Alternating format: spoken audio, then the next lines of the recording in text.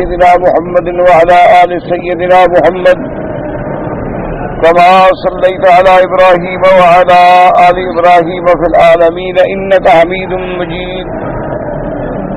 قال الله تبارك وتعالى في كلامه المجيد: أعوذ بالله من الشيطان الرجيم. بسم الله الرحمن الرحيم.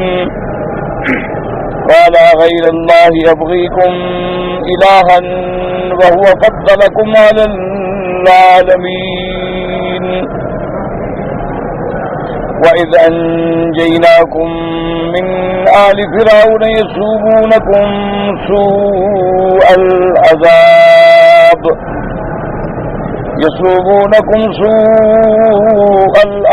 يقتلون أبناءكم ويستحيون نساءكم وفي ذلكم بلاء من ربكم عظيم.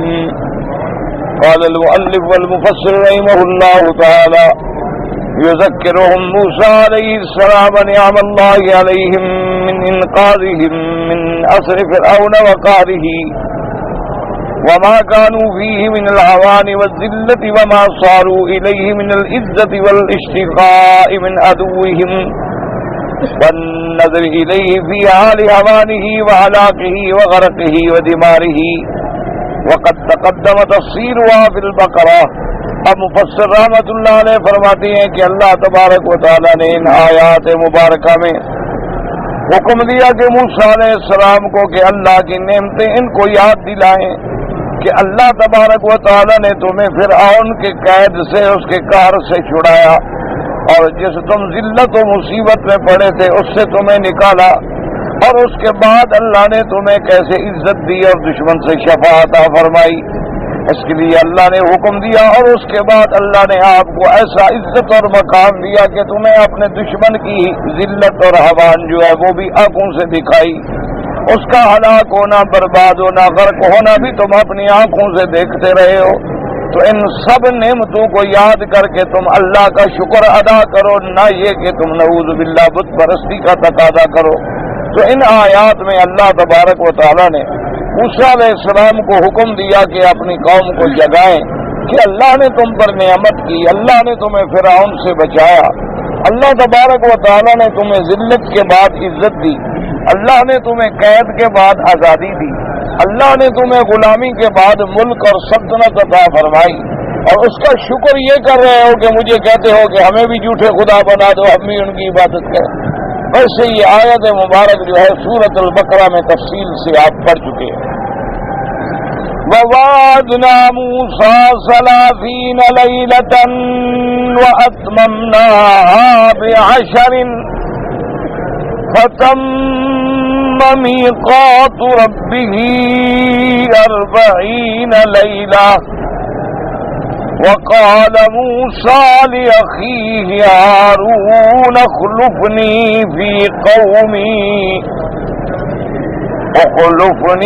في قومي وأصلح ولا تتبع سبيل المفسدين. ولما جاء موسى لميقاتنا وكلمه ربه قال رب أرني أنظر إليك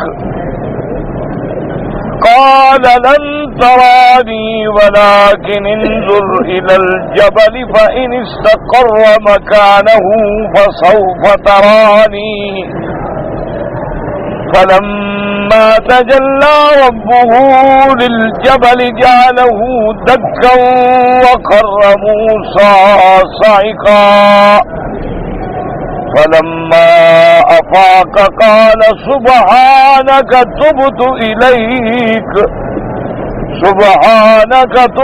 إليك وأنا أول المؤمنين. اب اللہ تبارک و تعالی سیدنا موسیٰ علیہ السلام کے قصے میں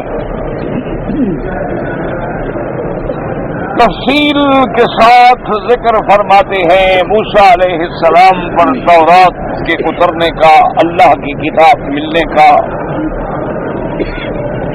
مفسرین کرام نے لکھا ہے کہ جب اللہ نے موسیٰ علیہ السلام کی قوم کو نجات دے دی اور ذلت و گمراہیوں سے نکل آئے، تو اب حضرت موسیٰ علیہ السلام کی قوم نے خود مطالبہ کیا کہ موسیٰ علیہ السلام اب تو اللہ سے دعا کریں کہ اللہ ہمیں کوئی جامع کتاب دے دیں، کوئی شریعت دے دیں، کوئی ایسا دستور حیات دے دیں کہ ہم اس پر ساری زندگی عمل کریں۔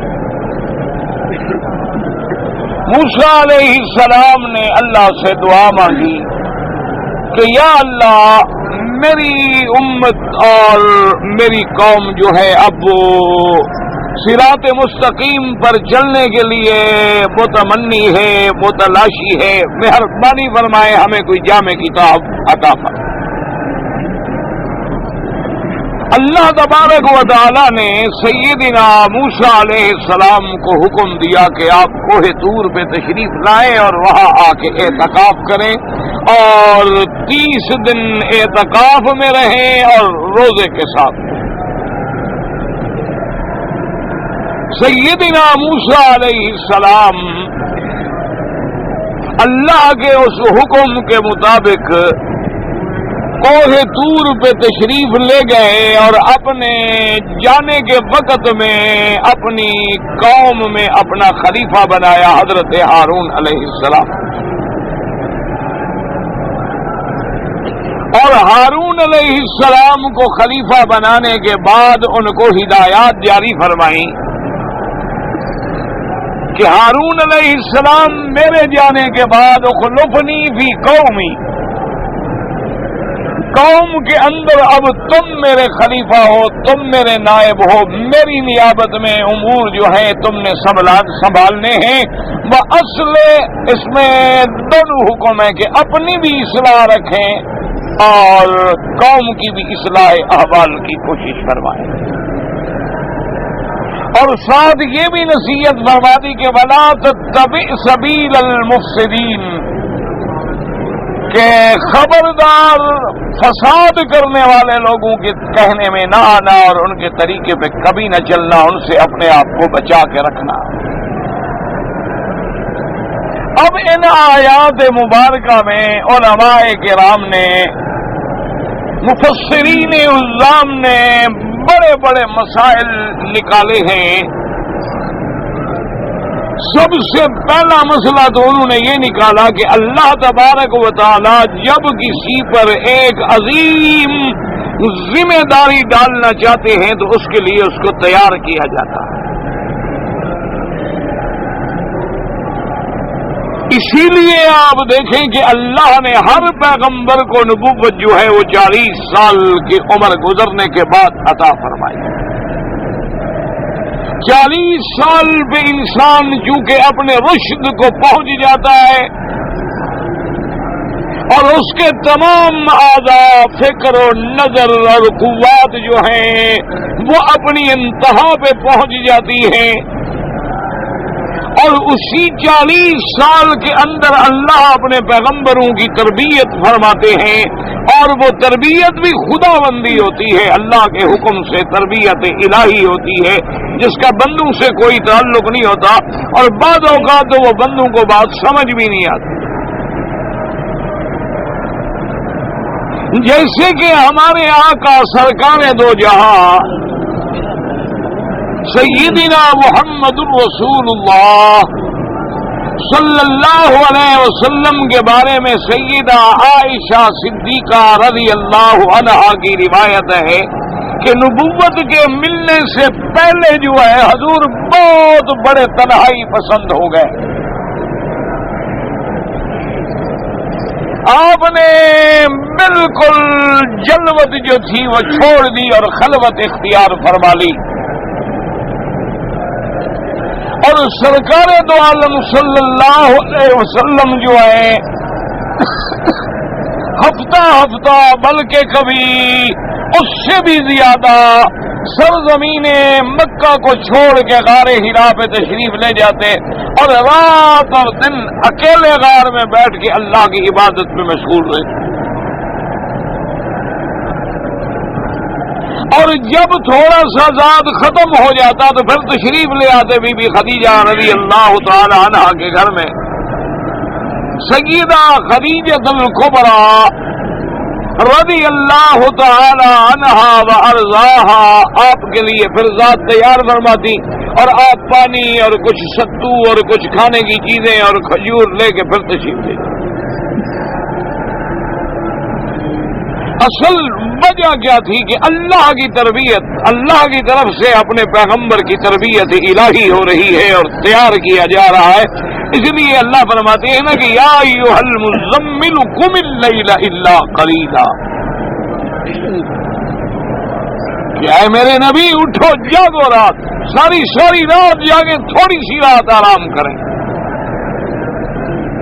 پھر اللہ نے رعایت فرمائی کہ چلو 2 حصے رات میں عبادت کریں اور 1 حصہ آرام کریں.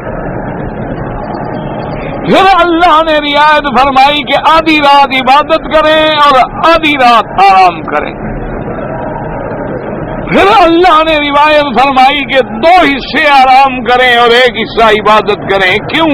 انا سنلقی علیک قولا ثقیلا، ہم آپ کے اوپر ایک بہت عظیم کلام اتارنے والے ہیں اور جس کے برداشت کے لیے، تحمل کے لیے آپ کو تیار ہونا ہے. تو اسی لیے علماء نے یہ بات لکھی ہے کہ اللہ نے، حالانکہ موسیٰ علیہ السلام کو نبوت مل گئی، رسالت مل گئی، معجزات مل گئے، اور فرعون کے مقابلے میں موسیٰ علیہ السلام کامیاب بھی ہو گئے، لیکن اللہ فرماتے ہیں نہیں، ہم نے پھر حکم دیا کہ آپ تشریف لائیں اور آ کے غارے آپ طور پہ بیٹھیں اور 30 دن متواتر اعتکاف میں رہیں اور روزے میں رہیں، کیونکہ کتاب اتارنی ہے اور عظیم کتاب. لیکن یہاں اللہ نے جو قرآن میں لفظ فرمایا وَوَعَدْنَا مُوسَىٰ 30 لَيْلَةً، وعدنا وعد سے ہے، یاد رکھو. وعدے کا معنی ہوتا ہے کسی کے ساتھ نفع پہنچانے کے لیے کوئی بات کرنی کہ بھی میں تمہیں فلاں چیز دوں گا، یہ وعدہ ہوتا.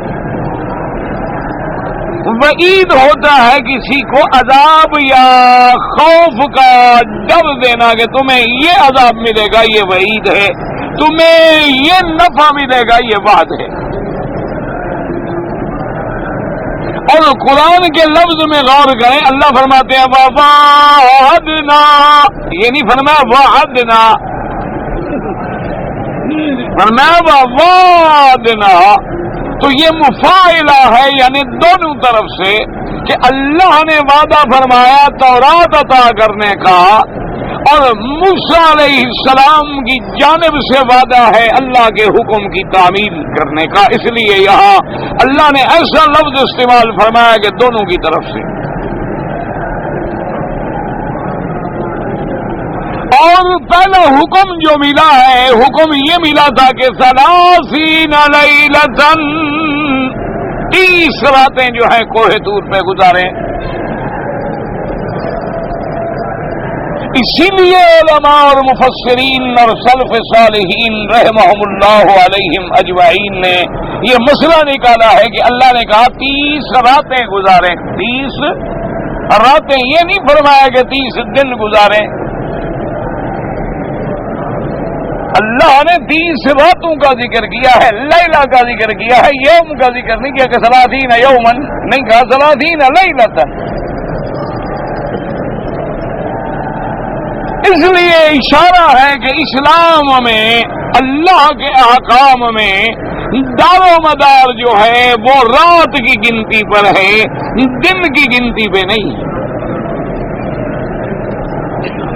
کیونکہ اسلام جو ہے وہ قمری تاریخ کا اعتماد کرتا ہے، یعنی جس کا چاند سے تعلق ہے. اسلام شمسی تاریخ پر اعتماد نہیں کرتا. ویسے شمسی تاریخ کا استعمال کرنا جائز ہے، کوئی منع نہیں، لیکن علماء کرام نے لکھا ہے کہ حساب الشمس جو ہے، ان نے کہا کہ للمعائش، بحساب القمر للمناسک، کہ دنیاوی کاروبار کے لیے آپ وہی شمسی تاریخ چلائیں، جو مرضی آئے چلائیں، لیکن عبادات کے لیے اللہ نے قمری تاریخ کو رکھا ہے۔ اسی لیے آپ دیکھتے ہیں کہ اگر رمضان کا چاند دیکھتے ہیں تو رمضان شروع ہوتا ہے، اور چاند رات میں نظر آتا ہے، دن میں نظر نہیں آتا۔ عید کا چاند دیکھتے ہیں تو آپ صبح کو عید کا نماز پڑھتے ہیں، وہ بھی چاند رات کو دیکھتے ہیں، دن کو نہیں دیکھتے۔ اسی طرح والفجر ولیال عشر، اسی طرح اللہ نے قرآن میں فرمایا کہ یسألونک عن الأہلہ قل ہی مواقیت للناس، اللہ نے فرمایا میرے محبوب آپ سے سوال کیا جاتا ہے کہ یہ چاند کا گھٹنا بڑھنا کیا ہے، تو اپنی امت کو بتلا دیں کہ اللہ پاک نے تمہارے اوقات کے مقرر کرنے کے لیے، مناسک ادا کرنے کے لیے، زکوٰۃ دینے کے لیے، حج ادا کرنے کے لیے، عدت وفات، عدت حمل، عدت طلاق کے مسائل حل کرنے کے لیے اللہ نے چاند کا حساب مقرر کیا ہے۔ اسی لیے قرآن فرماتا ہے وَلَبِثُوا فِي كَهْفِهِمْ 300 سنین وازدادوا تسعا، اللہ فرماتے ہیں کہ اصحاب کہف کو ہم نے غار میں رکھا 300 اور اس پہ زیادہ 9 سال، کیونکہ اگر قمری تاریخ دیکھی جائے تو 309 سال بنیں گے، اور اگر شمسی تاریخ دیکھی جائے تو 300 سال بنیں گے۔ اس لیے اللہ نے وہاں 309 سال کا ذکر کیا کہ اسلام جو ہے وہ چاند کی تاریخ کو اہمیت دیتا ہے۔ اور یہ بھی یاد رکھیں کہ اسلام میں غروب شمس ہونے کے بعد گویا تاریخ بدل گئی، یعنی دن شروع ہوگا صبح سے اور ختم ہوگا غروب شمس پہ، اور اسی میں اللہ کی حکمتیں ہیں، یاد رکھ لیں، کیونکہ چاند اپنا دورہ جو ہے وہ 360 دنوں میں مکمل کرتا ہے۔ سورج کا دورہ جو ہے وہ 360 دنوں میں مکمل ہوتا ہے، اور چاند کا دورہ جو ہے وہ 28 دنوں میں مکمل ہوتا ہے، اس کے بعد یا 29 کا مہینہ ہوگا یا 30 کا۔ اور سورج کا جو دور ہے اس کو بغیر مشینوں کے، استرلاب کے، مناظیر کے اور بڑے بڑے آلات کے دیکھنا بہت بڑا مشکل ہے، لیکن چاند ایسی چیز ہے کہ جس کو ایک بدو بھی دیکھ کے بتا دیتا ہے کہ پہلی رات کا ہے، دوسری رات کا ہے، تیسری رات کا ہے۔ اللہ نے نظام آسان کر دیا بندوں کے لیے۔ اور اسی طرح ایک مسئلہ اور بھی دماغ میں رکھ لیں جو ہمارے ملکوں میں اور آج کل جدید دنیا میں اور ہمارے جدید پڑھے لکھے لوگوں میں بہت بڑا باعث نزاع ہے۔ وہ کہتے ہیں دیکھو جی ان مولویوں کا دماغ خراب ہو گیا ہے، اب تو ہمارے پاس ایسے آلات موجود ہیں، ہم بتا سکتے ہیں کہ نیو مون جو ہے، نیا چاند جو ہے پیدا بھی ہوا ہے کہ نہیں ہوا، اور ہم یہ بھی بتا سکتے ہیں 1 سال نہیں بلکہ آنے والے 100 سال کی بھی تقویمیں اور ڈائریاں بن گئی ہیں کہ آنے والے 100 سال میں آج سے 10 سال بعد جو ہے رمضان کب شروع ہوگا۔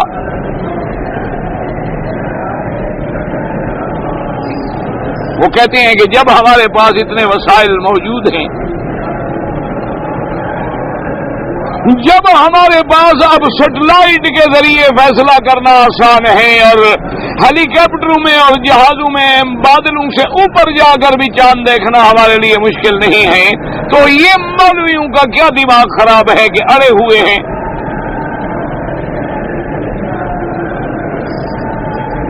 اور ہر بات میں اپنی ضد کرتے ہیں کہ جی اگر کسی دوسرے ملک سے ریڈیو میں خبر آ گئی ہے تو کہتے ہیں جی اعتبار نہیں ریڈیو کی خبر کا۔ حالانکہ ساری دنیا ریڈیو کی خبروں پہ چل رہی ہے. اگر ٹیلی فون بھی آ جائے تو مولوی صاحبان فرماتے ہیں کہ جی یہ تو ٹیلی فون کی خبر کا بھی اعتبار نہیں. اگر کوئی ایک آدمی بھی آ کے گواہی دے دے کہ میں نے چاند دیکھا ہے، مرسوم میں کہتے ہیں بھی ایک بندے کی گواہی کا چاند دیکھنے روزے کے لیے اعتبار نہیں،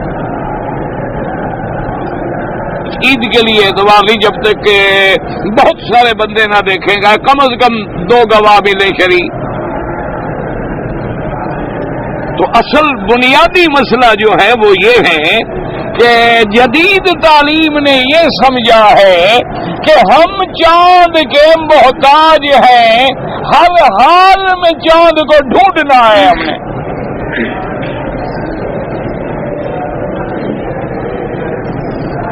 یہ تھوڑی سی ایک بات ہے جو دماغوں میں نہیں بیٹھ رہی. اگر اللہ تبارک و تعالی سمجھ عطا فرما دے تو پھر کوئی مشکل مسئلہ نہیں. ہمارے جدید نوجوان ذہن جو ہے، نئی نسل جو ہے، سائنس سے بوراور لوگ جو ہیں، وہ جناب اس بات پہ آ گئے ہیں، انہیں سوچا کہ جب مسلمان نے چاند دیکھ کے روزہ رکھنا ہے، چاند دیکھ کے عید کرنی ہے، تو چاند ڈھونڈو کہاں چھپا ہوا ہے، اور اگر نہ ملے تو روزہ نہ رکھو، کیوں چاند تو ملا نہیں. تو اس لیے ہمیشہ یاد رکھیں یہ بڑے مغالطے ہوتے ہیں. اور دوسرا وہ یہ کہتے ہیں کہ جناب دیکھیں کہ اب دنیا اور میڈیا اتنی ترقی کر گیا ہے، جب ہمیں ریڈیو نے خبر دے دی ہے، ٹیلی ویژن پہ خبر آ گئی ہے، بات ختم ہو گئی. لیکن اگر آپ مہربانی فرما کر اللہ کے قرآن کے معاملے کو سامنے رکھیں اور ان کے ٹی وی اور ریڈیو کے خبر ناموں کو سامنے رکھیں، صرف 1 سال کی خبریں جمع کریں نا تو آپ کو کم از کم اس میں 99% جھوٹی خبریں بھی مل جائیں گی، جن کے بارے میں انہوں نے بعد میں خود اعتراف کیا کہ یہ خبر غلط شائع ہو گئی، تردیدیں کرنی پڑی. اور بعض اوقات تو ایسے حالات بھی پیدا ہو گئے ہیں کہ ان کے سیٹلائٹ نے دونوں ملکوں کے ایٹمی میزائلوں کو حرکت میں آنے سے سیکنڈوں کا فاصلہ رہ گیا. یعنی خبر دے دی کہ دوسرے میزائل چل رہے ہیں، وہ بھی تیار ہو گیا، لیکن پتہ لگا کہ غلط ہے، ورنہ پورا عالم تباہ ہو جاتا. تو جن کے سیٹلائٹ کا یہ عالم ہو، جن کے خبروں کا یہ عالم ہو کہ مسلمانوں کے خلاف ہمیشہ غلط خبر دیں گے،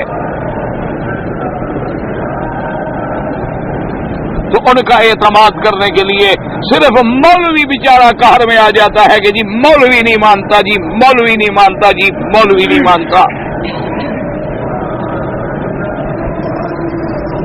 اور جن لوگوں کا یہ عالم ہے کہ اللہ معاف کرے کہ کسی جگہ عیسائی مر جائے، یہودی مر جائے، ہندو مر جائے، کافر مر جائے، ان کو کوئی نقصان پہنچے فوراً خبر دے دیں گے مسلمانوں کے خلاف. اور 2 دن کے بعد جب ان کے اپنے بندے پکڑے جائیں گے تو کہیں گے جی بڑا افسوس ہے، خبر غلط شائع کر دی گئی تھی، ہم تردید کر رہے ہیں. بھائی بڑا اخلاق ہے نا ہمارا، ہم نے تردید کر دی ہے.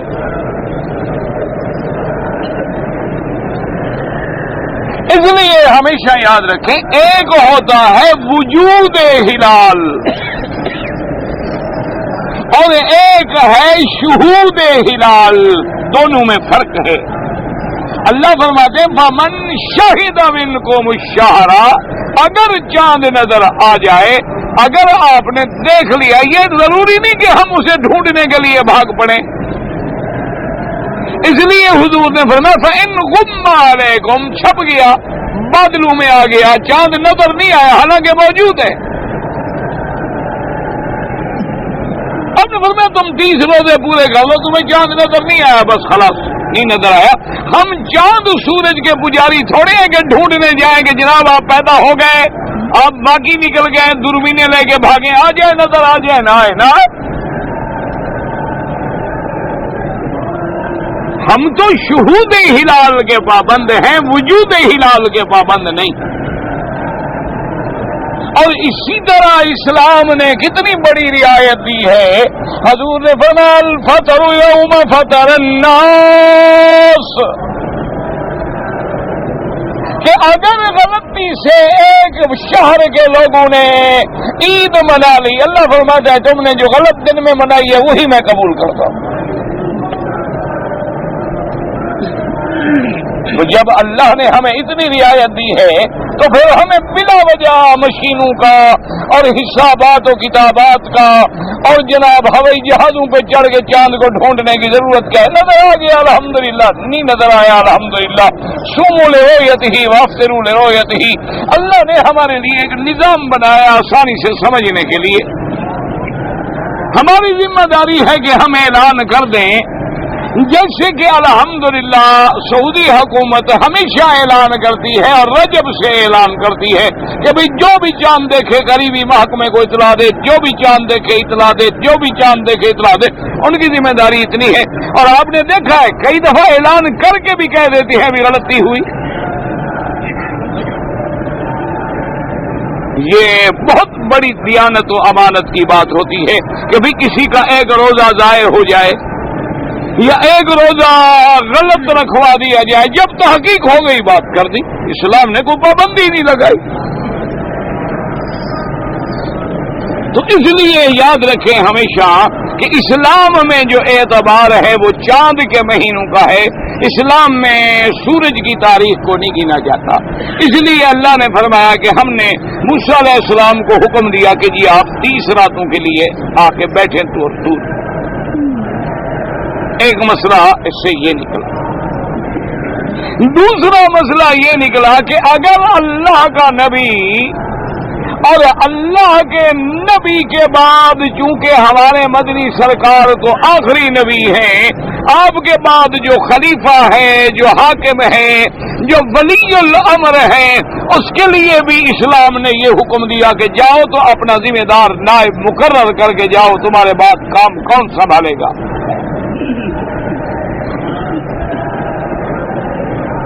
اور تیسری بات اس آیات میں یہ بھی ملی کہ جب تم اپنا نائب مقرر کرو تو اس کو ہدایات بھی دو، اس کو سمجھاؤ کہ میرے بعد تم نے کیا کیا کرنا ہے۔ اسی لیے سرکار دو جہاں سیدنا محمد الرسول اللہ صلی اللہ علیہ وسلم ایک دفعہ تشریف لے گئے تو آپ نے حضرت علی کو اپنے گھر میں اپنی غیر موجودگی میں مدینے پہ خلیفہ بنایا، اور آپ نے یہ بھی اعلان فرما دیا کہ انت منی بمنزلت ہارون من موسیٰ، کہ علی تم میرے لیے ایسے ہو جیسے ہارون موسیٰ علیہ السلام کے لیے۔ اور اسی حدیث مبارک سے بعض گمراہ فرقوں نے یہ دلیل پکڑ لی کہ جی ہارون موسیٰ کا خلیفہ ہے اور موسیٰ کا بھائی ہے تو علی نبی کے بھائی ہیں، نبی کا خلیفہ علی ہو سکتا ہے اور کوئی نہیں ہو سکتا۔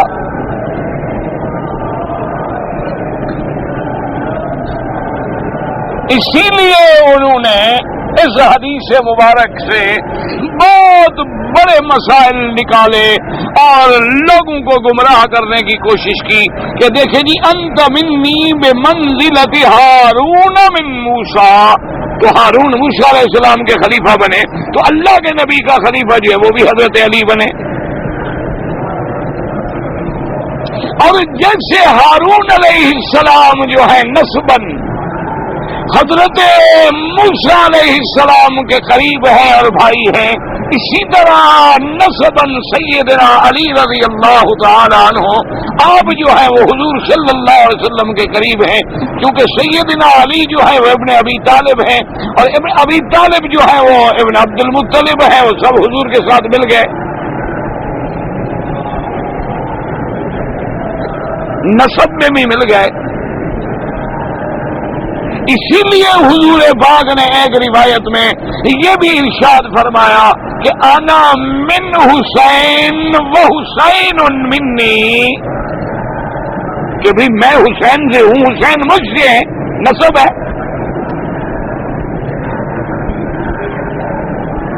لیکن یاد رکھیں کہ یہ سارے دلائل بناتے ہوئے وہ یہ بات بھول گئے کہ موسیٰ علیہ السلام، حضرت ہارون علیہ السلام موسیٰ علیہ السلام کی زندگی میں خلیفہ بنے تھے یا موت کے بعد؟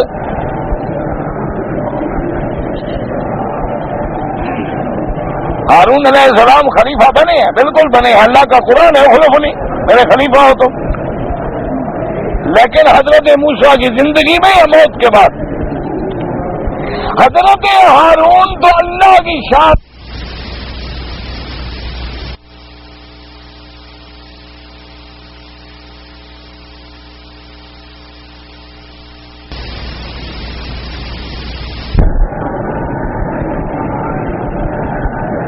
ہارون علیہ السلام پہلے فوت ہو گئے، موسیٰ علیہ السلام بعد میں فوت ہوئے ہیں، تو ہارون کو تو موت کے بعد خلافت ملی ہی نہیں۔ اگر زندگی والی خلافت ہے تو حضور نے مدینے میں بنا دیا تھا، حضرت علی کو بات ختم ہو گئی۔ تو اس سے حضور کی وفات کے بعد کی خلافت میں دلیل پکڑنے کی کون سی حجت ہے؟ اور وہ بھی کیوں بنایا تھا کہ ایک عذر تھا کہ بی بی فاطمہ بیمار تھی رضی اللہ عنہا۔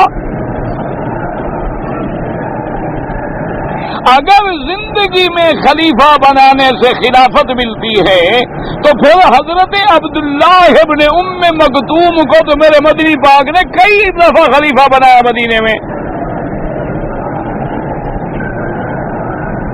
عبداللہ ابن ام مکتوم جو ہے نابینا صحابی ہیں، جن کی شان میں سورت عبسہ نازل ہوئی تھی، حضور جب باہر جاتے تو ان کو اپنے ممبر پہ کھڑا کر کے خلیفہ بنا کے جاتے، تو لہذا وہ بھی حضور کی وفات کے بعد آ جاتے کہ جی خلیفہ تو میں ہوں۔ ایک بات یہ مسئلہ جو ہے وہ بھی ان آیات مبارکہ سے سمجھ آیا کہ لازماً حاکم ہے، ولی ہے، بادشاہ ہے، خلیفہ ہے، اگر اس ملک سے کسی کام کے لیے جا رہے ہیں تو اپنا نائب مقرر کرتے،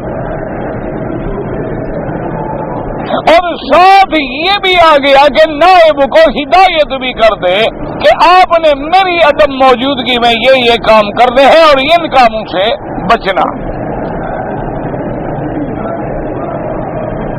سیدنا موسیٰ علیہ السلام حسب وعدہ اپنی پوری قوم کو چھوڑ کے بالکل اکیلے کوہ طور پہ آ گئے اور 30 دن کا اعتکاف کیا اور 30 دن کا روزہ رکھا، اور روزہ بھی ایسا کہ دن میں بھی روزہ رات میں بھی روزہ۔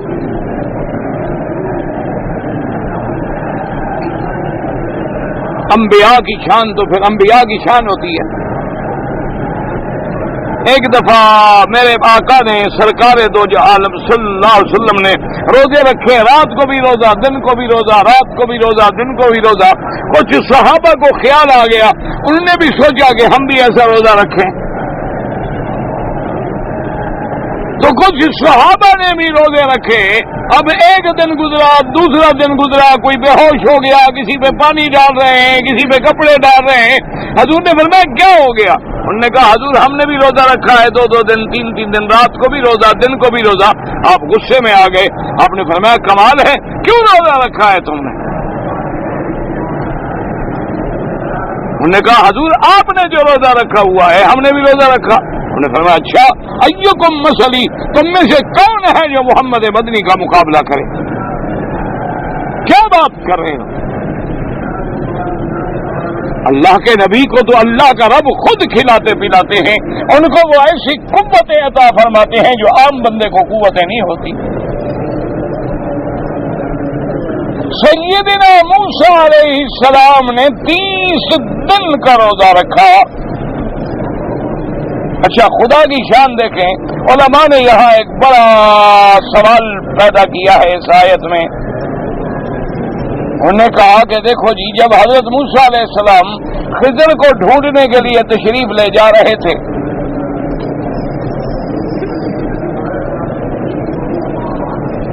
تو جب موسیٰ علیہ السلام اس جگہ سے گزر گئے، قال لفتاه آتنا غداءنا لقد لقینا من صبرنا هذا نصبا.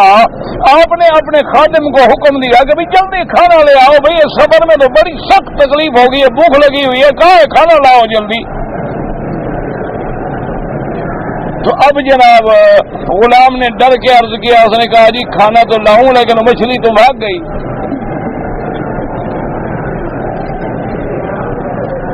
وہ مچھلی تو بھاگ گئی. آپ نے فرمایا کیسے بھاگ گئی؟ انہوں نے کہا حضرت وہاں جب رات کو قیام کیا تھا نا، جہاں نیند کی تھی، تو صبح میں نے وہ زنبیل جو تھی جس میں مچھلی تھی وہ دریا کے کنارے رکھ دی. صبح میں نے اٹھ کے دیکھا وہ تو دریا میں چھلانگ لگا نکل گئی. صاحب نے فرمایا اللہ کے بندے، اسی راستے کو ڈھونڈنے کے لیے تو ہم چل رہے تھے، اسی کو تو ڈھونڈنے کے لیے ہم چلے تھے. اگر وہ مچھلی نکل گئی تو ہم نے مجھے بتایا کیوں نہیں؟ عجیب آدمی ہو. فارتدا علی آثارہما قصصا. اب آپ نے حکم دیا کہ پھر اپنے پیروں کا راستہ لے کے پھر چلو تاکہ جگہ نہ بدل جائے. ہم وہی جگہ مجھے لے جاؤ جہاں وہ مچھلی نکلی. اب دیکھیں اللہ کا نبی ہے، زندہ موجود ہے اور غلام ساتھ ہیں، اور جس راستے کو ڈھونڈنے کے لیے جا رہے ہیں مچھلی بھاگ گئی، پتہ نہیں لگا. اور ہمارے لوگوں سے ماشاءاللہ پوچھو تو کہتے ہیں جناب نبی کی تو شان ہی بڑی ہے، پیر ہی عالم الغیب ہوتے ہیں، ان کو بھی ہمارے گھر کا سارا پتہ ہوتا ہے. وہ کہتے ہیں جناب مرشد کیا ہوا جس کو ہمارا پتہ نہ ہو؟ اپنا پتہ چاہے مرشد کو نہ ہو، مرید کا ان کو پورا پتہ ہوتا ہے کہ مرید کے گھر کیا حال ہے. انا للہ و انا الیہ راجعون. یا تو پھر یہ کہو کہ نعوذ باللہ ثم نعوذ باللہ ثم نعوذ باللہ. اللہ نے قرآن میں جو پیغمبروں کے واقعات بیان کیے ہیں کوئی افسانے ہیں، کہانیاں ہیں، حقیقت نہیں. اگر وہ حقیقت ہے، نبی زندہ موجود ہے موسیٰ علیہ السلام، راستے کا پتہ نہیں، مچھلی کہاں نکل گئی پتہ نہیں، اور اپنے قدموں کو ڈھونڈ ڈھونڈ کے چل رہے ہیں کہ کہیں میں راستہ نہ بھول جاؤں. اور یہ جاہل عقیدہ رکھتا ہے کہ مرنے کے بعد بھی پیر عالم الغیب ہے، اس کو پتہ ہے یہ میرے مرید کا کیا حال ہے.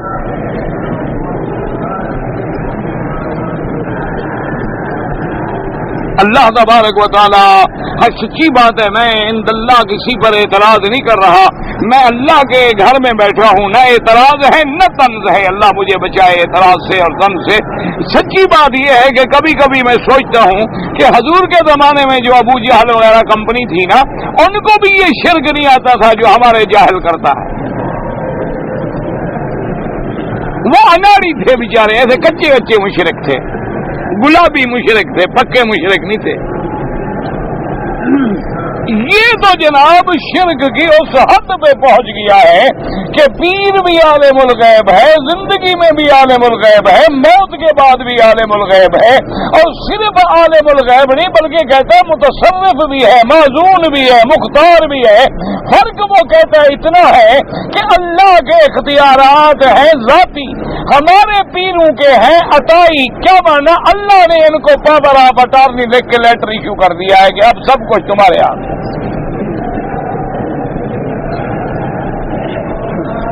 وہ کہتے ہیں جی مشرک تو ہم تب بنے جب ہم کہیں کہ پیر کا اختیار ذاتی ہے. ذاتی تو نہیں ہے، اللہ نے دیا ہے. اچھا اللہ نے تمہارے پیروں کو دے دیا اور موسیٰ علیہ السلام کو بس پیدل چلانا تھا ریت کے کنارے پر. عجیب بات ہے. اور پھر شان دیکھیں کہ اللہ کا نبی فوجد عبدا من عبادنا آتیناہ رحمتا من لدنا علما. اللہ فرماتے ہیں موسیٰ علیہ السلام اس راستے سے چلتے چلتے اس جگہ پہنچے جہاں میرا ایک بندہ ہے، میرا بندہ عبد ہے، میرے بندوں میں سے ایک بندہ جس کو ہم نے علم عطا فرمایا تھا. اس کے بعد پہنچتے ہیں اور تفاسیر میں تفصیل ہے کہ جب موسیٰ علیہ السلام پہنچے تو حضرت خضر کپڑا لے کے لیٹے ہوئے تھے اور آپ نے جا کے جب کہا السلام علیکم ورحمۃ اللہ تو وہ کپڑا لیٹے لیٹے پوچھ رہے ہیں کہ کہاں سے سلام سیکھا ہے، کون ہو تم، سلام کہاں سے سیکھ کے آئے ہو؟ اب موسیٰ علیہ السلام جلالی پیغمبر سے کہا میں موسیٰ علیہ السلام اللہ کا نبی موسیٰ ہوں. اور اس نے کہا اتنا غصہ ہے تو کیوں آئے ہو؟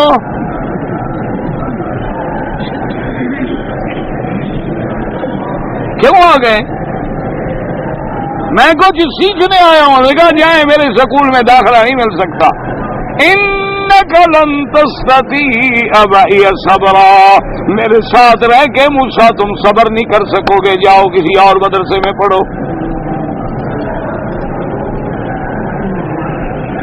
موسیٰ علیہ السلام اب منت پہ آئے ستجدنی انشاء اللہ صابرا ولا اعصی لک امرا. آپ نے کہا مہربانی کرو انشاءاللہ مجھے صبر کرنے والا پاؤ گے، میں آپ کے حکم کی کبھی نافرمانی نہیں کروں گا، بالکل آپ کے حکم پہ چلوں گا، مہربانی کرو، بڑا سفر کر کے آیا ہوں.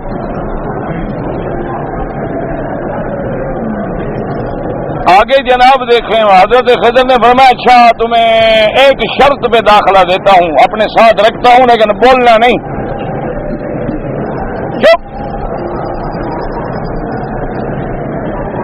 اسی لیے علماء نے لکھا ہے کہ اللہ ان طالبوں کو علم نصیب کرتے ہیں چاہے طالب چھوٹا کیوں نہ ہو، بڑا کیوں نہ ہو، استاد چھوٹا کیوں نہ ہو، لیکن استاد کے ادب میں خاموش رہے. ورنہ موسیٰ تو بڑے ہیں، خضر چھوٹا ہے. خضر کی نبوت میں بھی اختلاف ہے کہ نبی ہے کہ نہیں، اور موسیٰ علیہ السلام تو اولو العزم من الرسل ہیں. اس لیے حکم ہے کہ چاہے استاد چھوٹا ہو، علم میں بھی، عمر میں بھی، سن میں بھی، عزت و وقار میں بھی، لیکن علم حاصل کرنا ہے تو پھر ادب کا تقاضا یہ ہے کہ خاموش سنیں. اور جو لوگ صبر نہیں کر سکتے پھر جب موسیٰ کا علم پورا نہ ملا تو ہمیں کیا ملے گا؟ اسی لیے یاد رکھیں کہ بے ادب جو ہوتا ہے وہ محروم ہو جاتا ہے. اور یعنی اللہ تو ہمیں استاد کا ادب سکھاتا ہے. اور آج تو جناب دو جماعتیں پڑھ لو تو اگلے کہتے ہیں کہ وہ فلاں امام، وہ چھوڑو جی وہ امام کیا ہے، ایسے بات کرتے ہیں جیسے ان کے گھر کا کوئی کمی کاسمی تھا.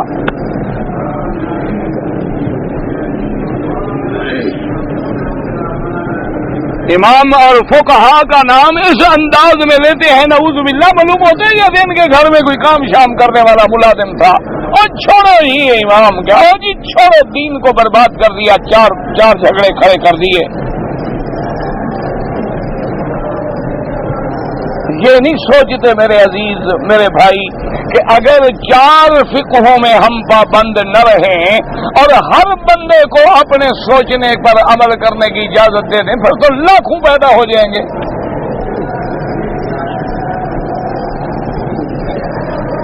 ایک دو تو نہیں رہیں گے، پھر تو لاکھوں پیدا ہو جائیں گے.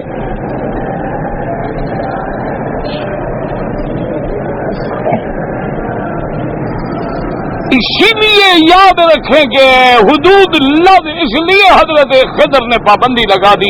اب کہا کہ بولنا نہیں، اور یہ بھی بتا دیکھو تم سے صبر نہیں ہوگا. انہوں نے کہا میں کوشش کروں گا، میں نافرمانی نہیں کروں گا. اچھا خدا کی شان ہے جناب، وہاں سے چل پڑے اور بڑی تفصیل کے ساتھ واقع ہے.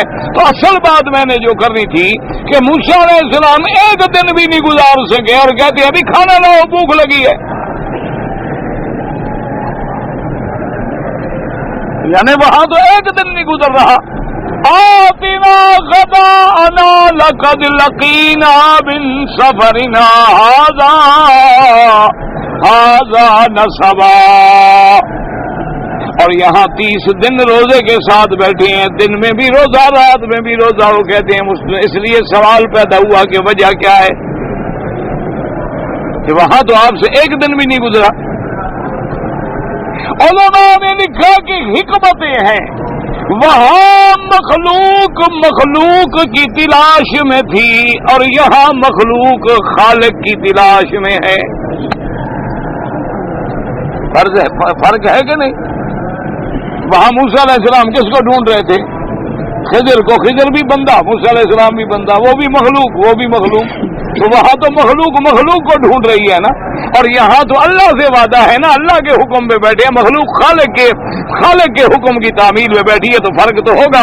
جب تم مخلوق کے لیے بھاگو گے پھر تو بھوک لگے گی، پھر تو 11ویں 11ویں منانی پڑیں گی، پھر تو کبھی 11ویں شریف، کبھی عرس شریف، کبھی کل شریف، کبھی جمعرات شریف. اب سارے شریف تنگ ہیں.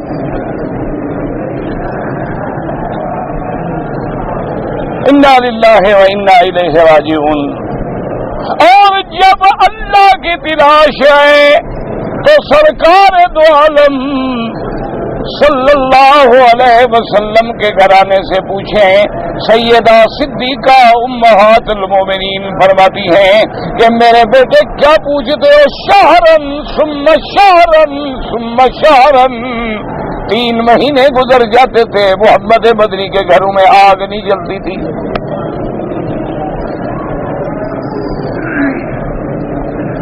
صحابہ نے پوچھا بی بی کیا مطلب؟ فرمایا کوئی ہو تو آگ جلائیں، کیا پکائیں؟ جب گھر میں آٹا نہیں، کوئی چیز نہیں، پکائیں کیا؟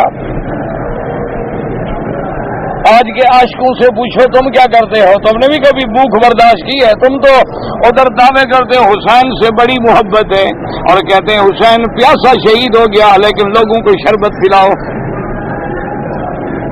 سبحان اللہ، تمہاری محبت بھی عجیب ہے.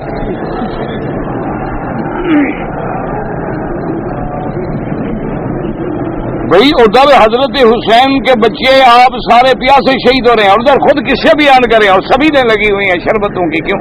اور جی آج کے دن حضرت حسین پیاسے شہید ہوئے تھے، آج تم تو پیاسے نہ مرو نا، تم تو 3 گلاس شربت پیو، شکر کرو بچ گئے. انا للہ و انا الیہ راجعون. حضور کی محبت کے دعوے کرنے والے، نام لے کے انگوٹھے چومنے والے، کبھی ایمان سے کہو تم نے بھی اسی طرح فقر برداشت کیا جو میرے مدنی کا فقر ہے. کبھی آپ کے گھرانے میں بھی 3 مہینے آگ نہ جلے. صحابہ نے پوچھا کہ بی بی پھر گزارا کیسے ہوتا تھا؟ فرمایا اسودان والماء. فرمایا بیٹا کیا پوچھتے ہو؟ 2 کھجور کے دانے اور 1 پانی کا گلاس. تم نے بھی اس پہ کبھی 3 مہینے گزارے ہیں؟ ماشاءاللہ. یا اللہ نے تمہیں صرف حلوہ کھانے کے لیے پیدا فرمایا ہے؟ کہتے ہیں جی حضور کو میٹھا بڑا پسند تھا، جی دندان شہید کرانا وہ پسند نہیں تھا. اللہ کی توحید کے لیے پاؤں زخمی کرا کے جوتے خون سے بھر جائیں وہ پسند نہیں تھا. غاروں میں رہنا، چھپ چھپ کے جانا، دشمنوں کا مقابلہ کرنا، بدر کی تپتی ہوئی ریت پہ کھڑے ہو کے اللہ سے دعائیں مانگنا وہ پسند نہیں تھا، صرف حلوہ شریف پسند تھا.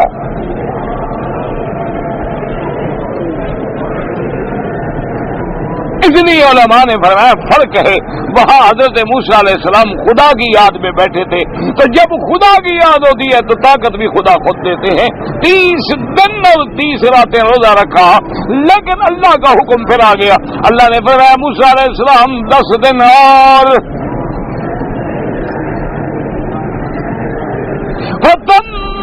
میقات ربہ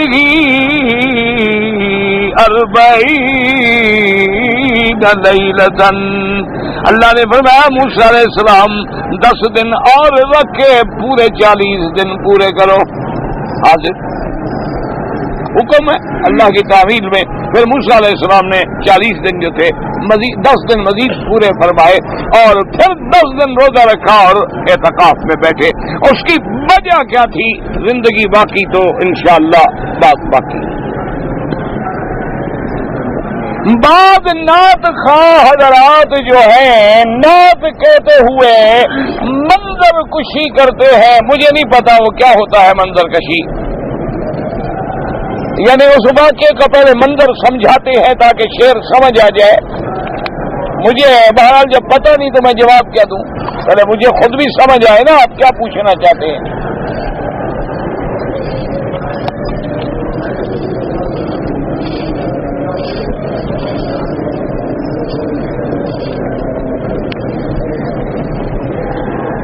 ہندوستان سے ہندو آدمی چاند کے اندر جا کے آیا ہے تو چاند کے اندر جانا کیا کوئی بڑی بات ہے؟ تم زمین پہ جو بیٹھے ہیں زمین کس نے بنائی ہے؟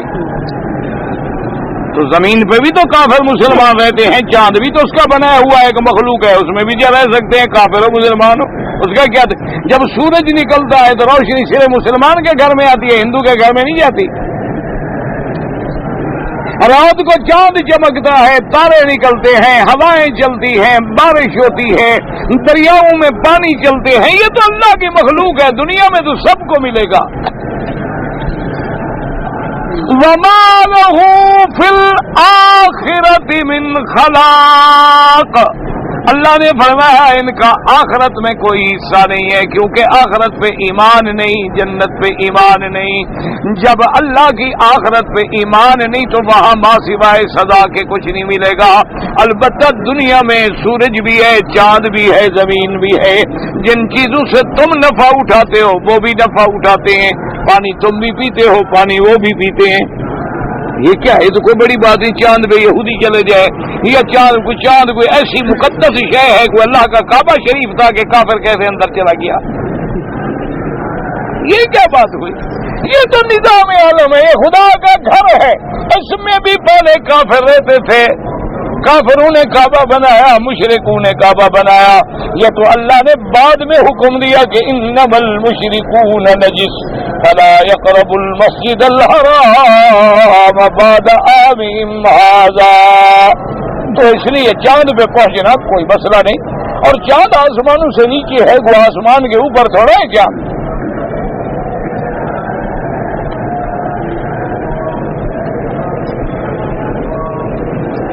نماز جو ہے کبھی مقام ابراہیم کے پیچھے پڑھتے ہیں، کبھی مکبر کے پیچھے پڑھتے ہیں. ایسا کیوں کرتے ہیں؟ تو جو پڑھتے ہیں ان سے پوچھے میرا کیا قصور ہے؟ اللہ کے بندے یہ بھی کوئی مسئلہ ہے. مختلف جگہیں بدلیں گے تاکہ قیامت میں ہر جگہ گواہی دے کہ یہاں اللہ کا سجدہ کیا گیا. دوسرا جب دھوپ زیادہ ہوتی ہے ادھر کھڑے ہو جاتے ہیں، کم ہوتی ہے تو کعبے کے قریب آ جاتے ہیں. یہ کوئی مسئلہ ہے کہ ایسا کیوں کرتے ہیں؟ میں تحقیق کر کے آپ کو رپورٹ پیش کروں.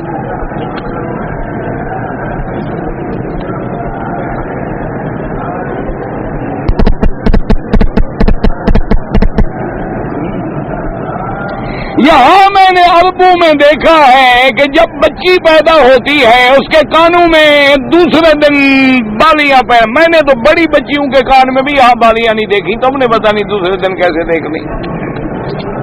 اب یہ کوئی مسئلہ ہے؟ میں ڈھونڈوں بچیاں جا کے دیکھوں کہ دوسرے دن بالی ڈالی ہے کہ پہلے دن ڈالی ہے. اور بابا جو ڈالتے ہیں ان کے گلے میں پڑو، میرا کیا قصور ہے؟ وہ جب ڈاکٹر ایک آدمی آیا ڈاکٹر صاحب کے علاج کرانے کے لیے بیماری تو اس کے بعد اس نے کہا کہ جناب دوائی تو میں نے حضرت لے لی، نسخہ تو میں نے لے لیا، میں گوشت کھا سکتا ہوں؟ کہا کھاؤ. تھوڑی دیر کو پھر کہا حضرت یہ ذرا گھر میں پلا شلا بنتا ہے وہ بھی کھا لوں؟ میں نے کہا اچھا تھوڑا سا وہ بھی کھا لیا کرو. وہ پھر آیا، اس نے کہا اچھا جناب وہاں اگر کوئی پھل فروٹ آ جائے کہا وہ بھی کھا لو. پھر وہ آ گیا، اس نے کہا جی ہمارے گھر میں چٹنی بٹنی ٹماٹر کی بڑی بہترین بناتے ہیں وہ بھی کبھی، انہوں نے کہا وہ بھی کھا لو. پھر آ گیا اچھا جی، انہوں نے کہا سب کھاؤ میرا سر نہ کھاؤ. آخر میں جب ڈاکٹر بیچارہ تنگ ہوا نا، اس نے کہا جو مرضی آئے کھاؤ لیکن خدا کے لیے میرا سر نہ کھاؤ. مسئلہ ہوتا ہے میرے بھائی جس کا شریعت سے تعلق ہو. اگر کسی آدمی نے دوسرے دن بچی کو کان میں بالی ڈال دیا اور یہ جانے ہو سکتا ہے وہ یہ سمجھتے ہو چھوٹی بچی ہے ابھی سوراخ کرنا آسان ہے, بڑی ہوگی تکلیف ہوگی, یہ تو کوئی رواج ہے, اس کا اسلام سے تو کوئی تعلق نہیں. اسلام حکم دے کے بالی ڈالو. قبطی قوم میں اور بنو اسرائیل میں کیا فرق ہے؟ کوئی فرق نہیں. وہ فرعون کی قوم تھی, وہ موسیٰ علیہ السلام کی قوم تھی. آج کل دنیا میں نہیں, یہ عرب ہیں, یہ عجم ہیں, یہ فلان ہیں, یہ فلان ہیں, قومیں نہیں ہیں.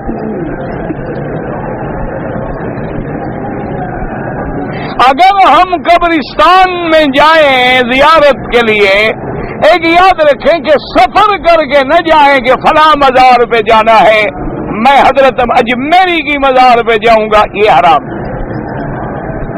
اگر اس ملک میں موجود ہیں, جیسے آپ مکے میں موجود ہیں, جنت المعلا جائیں, کوئی بنا نہیں. مدینے میں موجود ہیں, جنت البقیع پہ جائیں, شہداء احد پہ جائیں, کوئی منع نہیں. سرکار دو عالم خود تشریف لے جاتے صلی اللہ علیہ وسلم. اور باقی وہاں جا کر السلام علیکم یا دار قوم مؤمنین انا انشاء اللہ بکم لاحقون انتم السابقون ونحن الاثر یغفر اللہ لنا ولکم. ان کے لیے دعائیں کریں, ان سے دعا نہ کریں. باقی دعا ہاتھ اٹھا کے کریں, ہاتھ نہ اٹھائیں, کوئی مسئلہ نہیں.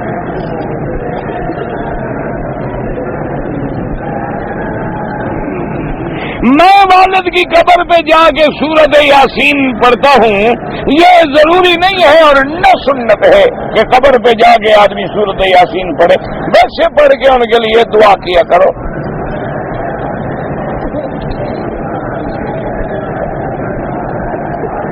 حضور نے اللہ کو دیکھا ہے. بہت سارے صحابہ قائل ہیں کہ حضور کو اللہ کی زیارت نصیب ہوئی.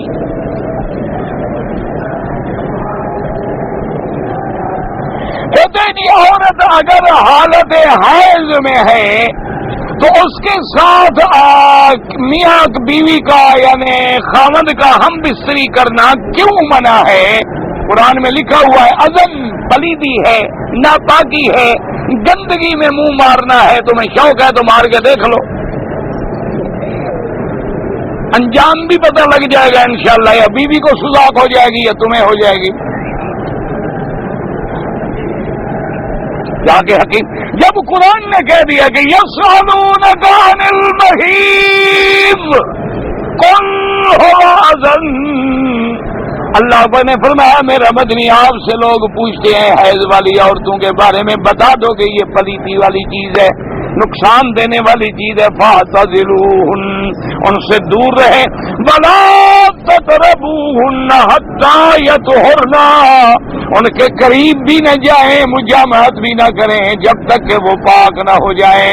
حالت حیض میں میاں بیوی اکٹھے لیٹ سکتے ہیں لیکن جماع نہیں کر سکتے, کیونکہ عورت کے لیے بھی ضرر ہے, مرد کے لیے بھی ضرر ہے, اور پلید خون ہے, ناپاکی کا عالم ہے. اور اللہ نے وہ جگہ جو کھیتی کے لیے رکھی تھی اب کھیتی کے قابل بھی نہیں ہے, اس لیے اللہ نے حرام کر دیا.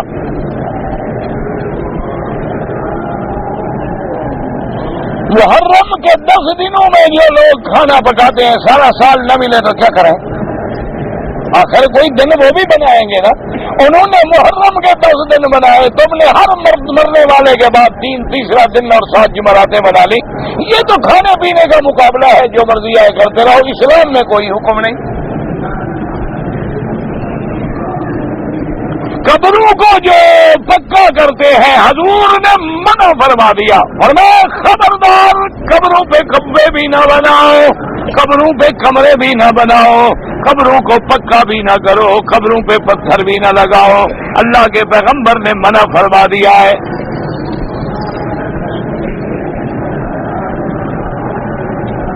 انیکا یا عتیقہ یا نوال نام رکھیں ٹھیک ہے, کوئی منع نہیں. میرا سسر ہے جو پشاور سے جدہ بغیر احرام گیا ہے, جدے سے احرام باندھا عمرہ کیا, پھر مدینہ منورہ سے عمرہ کیا. ہاں احرام چونکہ وہ ان کو پشاور ایئرپورٹ سے احرام باندھنا چاہیے تھا, وہ بغیر احرام کے میقات گزر گئے دم ادا کریں. انہیں اپنے بدن کی صفائی جو ہے بڑا لیٹ شروع کی کہ بیماری تھی تو کوئی حرج نہیں. اگر ہماری شادی کو 12 سال گزر گئے ہیں اولاد نہیں ہوئی, ہم کسی دوسرے کا بچہ لے کے اپنا بیٹا بنا لیں, متبنہ بنانا تو جائز ہے, لیکن اس کے ساتھ تمہارا نام نہیں ہوگا باپ کے کھانے میں, اس کا اصلی باپ کا نام ہوگا.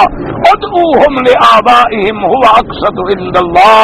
اللہ کے قرآن کا فیصلہ ہے, اس کا پاسپورٹ بناؤ, جو بناؤ اس کے باپ کے نام سے.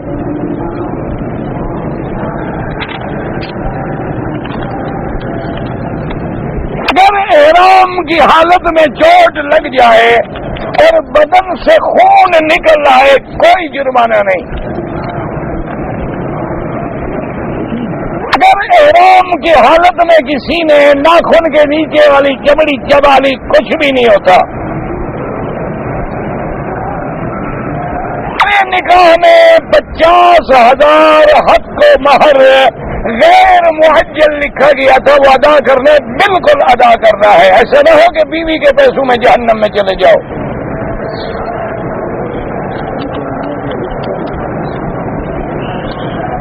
بہرحال آپ جو نماز میں تشہد کے بعد جو دعائیں حدیث مبارک میں موجود ہیں وہ پڑھ سکتے ہیں, کوئی پابندی نہیں. اللہ اکبر اللہ اکبر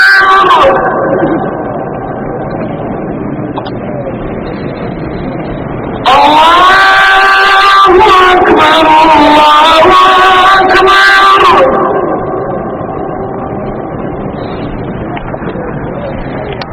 اشہد ان لا الہ الا اللہ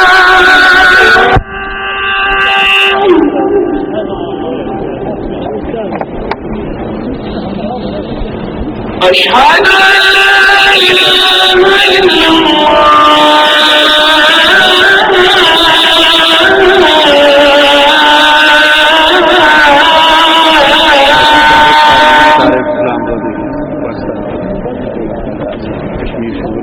اشہد ان محمد رسول